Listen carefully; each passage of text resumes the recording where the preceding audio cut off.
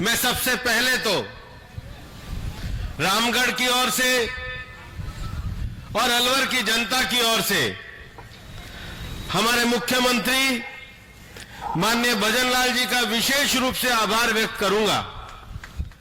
और यह आभार मैं इसलिए व्यक्त करूंगा, मुख्यमंत्री बनने के बाद उन्होंने सबसे पहले ईआरसीपी के काम को हाथ में लिया, लेकिन वो जमीन से निकले हुए पार्टी के कार्यकर्ता हैं जो राजस्थान की एक एक जगह और एक एक इंच भूमि पर जिन्होंने पार्टी के लिए अपना पसीना बहाया है। जब ईआरसीपी को उन्होंने हाथ में लिया, माननीय मुख्यमंत्री जी से मैं मिलने गया अलवर के विषय को लेकर के। मैंने माननीय मुख्यमंत्री जी से निवेदन किया कि हमारे अलवर के कुछ क्षेत्र इसकी ओरिजिनल डीपीआर में नहीं है। मैं आप सबकी ओर से उनका अभिनंदन करूंगा कि उन्होंने रामगढ़ को ईआरसीपी में शामिल किया है। आपका बहुत बहुत अभिनंदन। जब रामगढ़ को ईआरसीपी में जोड़ा, मैंने फिर माननीय मुख्यमंत्री जी से आग्रह किया कि हमारा जो संसदीय क्षेत्र है, हमारे संसदीय क्षेत्र में दो बड़ी पानी की धाराएं हैं जो प्राण का काम करती है। एक हमारे बहरोड की तरफ साबी जाती है और दूसरी तरफ रामगढ़ की तरफ रूपा रेल आती है। मैं आपको यह बताना चाहूंगा कि एक जमीन से निकला हुआ भारतीय जनता पार्टी के कार्यकर्ता की सोच कैसे होती है। केंद्रीय वाटर बोर्ड के लोगों के साथ ही उन्होंने राजस्थान के इंजीनियर्स को बुलाया और बुलाने के बाद कहा, और वास्तव में भागीरथ के रूप में उनका प्रयास था कि भाई ये रूपा रेल को अपन बाकी नदियों से कैसे जोड़ेंगे। माननीय मुख्यमंत्री जी ने गहन विमर्श करके एक पूरी योजना बनाई जिसमें बाणसागर से ब्राह्मणी नदी को, ब्राह्मणी का पानी बनास नदी में, बनास का बाणगंगा में और बाणगंगा का पानी रूपा रेल में ला करके इसको पुनर्जीवित करने के प्रयास को आगे बढ़ाने का काम किया है। मुख्यमंत्री जी, मैंने जब चुनाव लड़ा था, पानी के विषय पे चुनाव लड़ा था, कांग्रेस के लोगों की बात है, पूछते हैं ये पानी पे चुनाव लड़ा है। मैंने कहा हमने लड़ा है क्योंकि हम तो वही हैं जो कहते थे रामलला हम आएंगे, मंदिर वहीं बनाएंगे। आप तो तारीख पूछा करते थे, हमने मंदिर बना करके दिखा दिया है। कांग्रेस देखती रह जाएगी, ईआरसीपी भजनलाल जी सफल करके रहेंगे।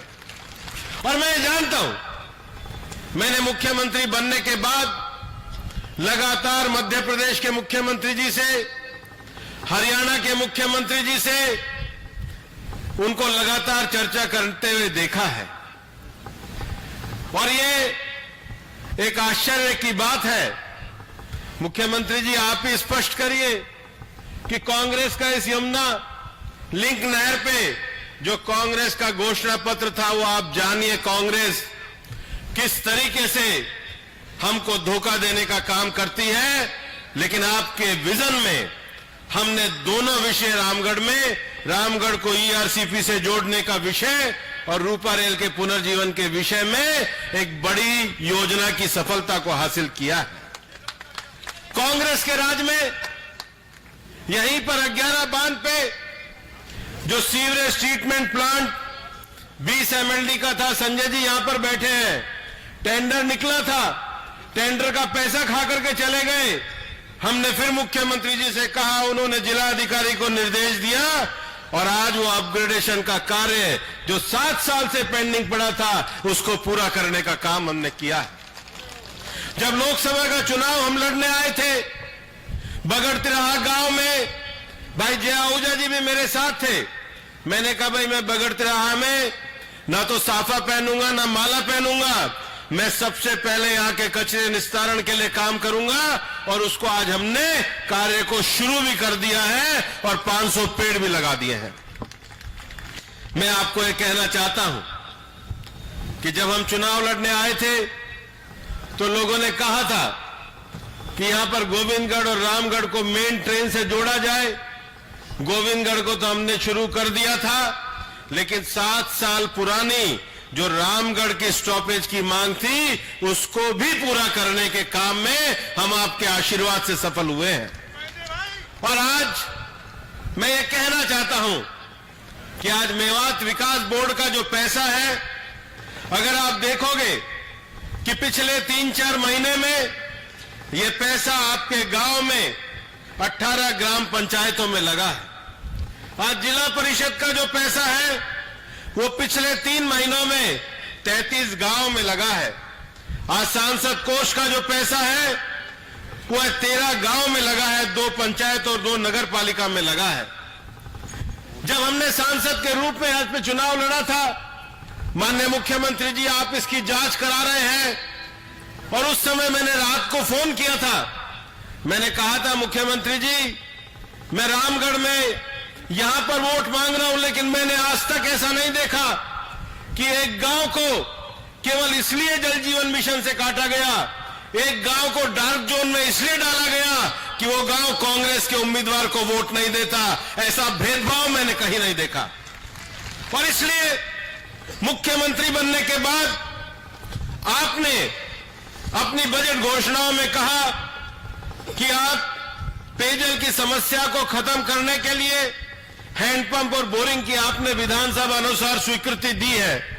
और मैं आज आपका विशेष रूप से अलवर की ओर से, तो मैं बाकी विषय बाद में कभी आपको बुलाएंगे, आपको बताएंगे, आपकी योजनाओं का हम अलवर में स्वागत करेंगे, लेकिन रामगढ़ की जनता की ओर से माननीय संजय शर्मा जी भी बैठे हैं, हमने आपके मंत्री जी से निवेदन किया आज 12 हैंडपंप और 12 बोरिंग के कार्यों की अनुशंसा शुरू हो गई है, जिसका 24 गांव को लाभ है। और यह है सबका साथ सबका विकास। मैं सबका साथ सबका विकास में आज रामगढ़ के लोगों को यह कहना चाहूंगा कि कांग्रेस ने लोकसभा में कुछ लोगों को भरमाने का काम किया। आज मैं महाराष्ट्र में चुनाव का प्रभारी हूं, लेकिन मैं महाराष्ट्र के चुनाव के साथ मेरा मन, मेरी प्रतिबद्धता रामगढ़ की जनता के प्रति है। कांग्रेस ये कहती है, जिस संविधान की बात करती है, आज महाराष्ट्र में भी लोगों को समझ में आ रहा है कि कांग्रेस का सबसे बड़ा झूठ था। जिस संविधान में आरक्षण की बात कांग्रेस करती थी, राहुल गांधी जी ने अमेरिका में जाकर के ये बयान दिया हम आरक्षण को समाप्त करेंगे। तुम हिंदुस्तान में झूठ कहते हो और अमेरिका में सच कहते हो। और इसलिए आपको ध्यान में रखना चाहिए, जिस कांग्रेस के नेता ने अमेरिका में जाकर के कहा है कि हम आरक्षण को समाप्त करेंगे, हमारे बगल में हरियाणा में तो उनको उखाड़ के फेंक दिया है। रामगढ़ का भी किसान, नौजवान और पहलवान हरियाणा की तरह यहां से उनको कांग्रेस को उखाड़ के फेंकना है। मैं आपको यह कहना चाहता हूं कि कांग्रेस के शासनकाल में गोविंदगढ़ में, बड़ौदा में, भटपुरा में, लाधिया में, गंडूरा में दलितों की हत्याएं हुई। कांग्रेस क्यों यहां पे चुप रही? भारतीय जनता पार्टी समाज के हर आदमी की रक्षा करना चाहती है। मैं आपको यह कहना चाहता हूं, आज हमें 4 या 5 महीने सांसद बने हुए हैं। हमने कभी आदमी देख करके थाने में फोन नहीं किया कि इसको अंदर करो, इसको बाहर करो। कांग्रेस के शासनकाल में हमारे 35 कार्यकर्ताओं को साजिश के तहत गंभीर मुकदमे लगाए गए, 12 लोगों को जेल में जाना पड़ा। और ऐसा नहीं है सांसद बनने के बाद मेरे को एक एक कार्यकर्ता की चिंता नहीं है, लेकिन हम बदले की राजनीति नहीं करते, लेकिन बदले की राजनीति चलने भी नहीं देंगे। हम सबका साथ और सबका विकास को लेकर के चले हैं। माननीय मुख्यमंत्री जी, आज आपने रामगढ़ में बोरिंग को लेकर के, आज आपने रामगढ़ में बोरिंग के साथ जो पेयजल की समस्या का समाधान किया है, लंबे समय के लिए रामगढ़ को आपने ईआरसीपी से जोड़ने का काम किया है। लेकिन मैं ये विश्वास करता हूं कि जल जीवन मिशन में पूरे अलवर में जिन्होंने भी भ्रष्टाचार किया है, आपके शासन काल में वो जरूर जेल जाएंगे। जिन्होंने पानी में बेईमानी का काम किया है, आपका शासन उनको छोड़ने वाला नहीं है। मैं आपको ये कहना भी चाहूंगा कि हम रामगढ़ में और पूरे अलवर में विकास की एक नई राजनीति को खड़ा करना चाहते हैं। इस विकास की राजनीति में अलवर में उद्योग को खड़ा करना चाहते हैं, महिला बचत घटों के माध्यम से माननीय प्रधानमंत्री जी का जो लखपति दीदी बनाने का सपना है, उसमें हम अपने अलवर जिले को अव्वल बनाना चाहते हैं। और मैं आज ये कहना चाहता हूं और रामगढ़ के सब लोगों से कहना चाहता हूं कि भाई, मेरे को तो आप लोगों ने 291 बूथों में से 142 बूथों में जिताया था, लेकिन इस बार जब रामगढ़ का मतपत्र खुले तो रामगढ़ के हर बूथ पर कमल के निशान की और भाई सुखवंत की विजय होनी चाहिए। और इसलिए वोट मैं सबसे मांग रहा हूं, मैं 36 बिरादरी से मांग रहा हूं, क्योंकि हम न्याय और कानून का शासन रामगढ़ में लाना चाहते हैं।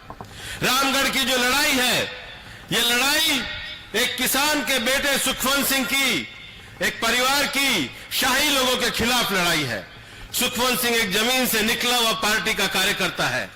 और अंत में मैं एक बात कहना चाहता हूं, जब यह चुनाव घोषित हुआ था तो मैं रामगढ़ में आया था, कार्यकर्ताओं की बैठक लेने आया था, और उस समय मैंने महाभारत का एक उदाहरण दिया था कि महाभारत में जब कौरव ये मन में सोचते हैं कि पांडव जंगल में होंगे और उनका मजाक उड़ाया जाए, वो जब जाते हैं तो उनको रास्ते में गंधर्व घेर लेते हैं। घेरने के बाद गंधर्व की जब ये समाचार युधिष्ठिर के पास पहुंचता है तो युधिष्ठिर ये कहते हैं कि भाई, हम जो लड़ रहे हैं, हम दूसरे विषयों के लिए लड़ रहे हैं, लेकिन कोई दूसरा हमसे लड़ता है तो हम 100 और 5 नहीं है, हम 105 है। वयम पंचाधिक शतम। मैं यहां पर यह कहना चाहता हूं, पार्टी के मंडल अध्यक्षों से लेकर के पार्टी के सभी पदाधिकारियों से मैं कहना चाहता हूं कि भारतीय जनता पार्टी पूरी तरीके से पार्टी को परिवार मान के काम करने वाली पार्टी है। हमारी पार्टी एक बड़े लक्ष्य के लिए काम कर रही है। भारतीय जनता पार्टी का लक्ष्य प्रधानमंत्री नरेंद्र मोदी जी के नेतृत्व में एक विकसित भारत बनाने का लक्ष्य है। ऐसा विकसित भारत जिसको लेकर हमारे मुख्यमंत्री, सांसद सब लोग दिन रात लगे हुए हैं। हमारा मिशन भारत को बनाने का मिशन है। हमारा मिशन भारत की ताकत को बढ़ाने का मिशन है। भारत की ताकत कभी बट करके नहीं हो सकती। भारत की ताकत एक होकर के ही आगे बढ़ सकती है, और उसी को इस चुनाव में हमें पूरा करना है। और इसलिए ये रामगढ़ का चुनाव आने वाले समय में 5 साल में राजस्थान में ईआरसीपी के संकल्प को पूरा करने का चुनाव है। ये रामगढ़ का चुनाव रूपा रेल के प्रोजेक्ट को आगे बढ़ाने का चुनाव है। ये रामगढ़ का चुनाव एक्सप्रेसवे पे रामगढ़ के नौजवानों के विकास का चुनाव है। ये रामगढ़ का चुनाव महिलाओं को लखपति दीदी बनाने का चुनाव है। ये रामगढ़ का चुनाव शांति और अमन का चुनाव है। ये रामगढ़ का चुनाव प्रधानमंत्री नरेंद्र मोदी जी के विकसित भारत के लिए विकसित राजस्थान बनाने के मुख्यमंत्री भजनलाल जी के संकल्प का चुनाव है। और इस चुनाव में यहां बैठे हुए जो लोग हैं, आने वाली 13 तारीख तक आपको रुकना नहीं है। आपको गांव गांव में जाना है और एक ही निशान और एक ही ध्यान, कमल का निशान। जय हिंद, जय भारत।